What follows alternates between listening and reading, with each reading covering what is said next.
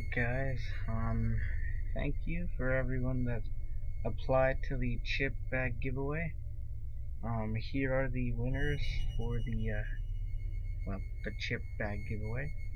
It's, I went to a random generator website, and I got two numbers.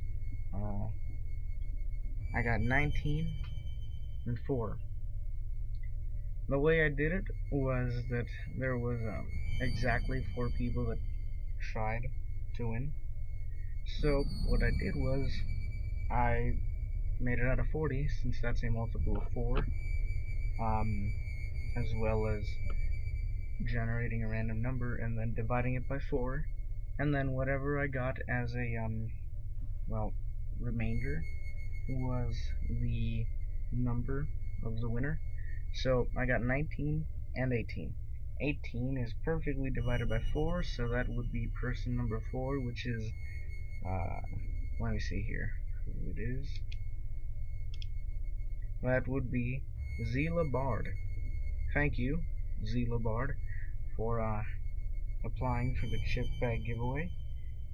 And as well as 19, which has a remainder of 1, which the first comment was by Goose Gutierrez. So thank you, Goose, for applying. And yeah, let's get on to tonight's story. The title is Seaweed by September Derleth. My grandmother grew up in the slums of Prohibition-era Chicago.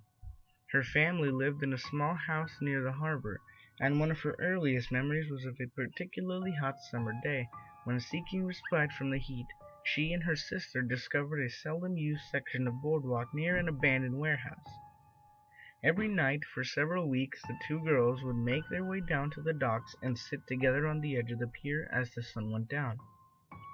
My grandmother vividly, and for a time fondly, recalled the feel of the seaweed between her toes as she and her sister dangled their feet into the murky water. It wasn't until years later that she returned to the pier and found that the warehouse had been demolished.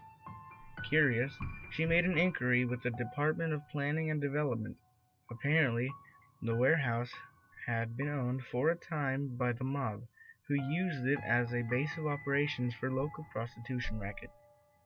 It had only been uncovered when an associate began disposing of rival hookers by fitting them with concrete shoes and dumping them into the harbor. Investigating officers had recovered nearly 24 bodies from the waters of a secluded pier nearby. How had the bodies been discovered? A passing fisherman spotted some of the victims' hair floating near the surface of the water, like seaweed.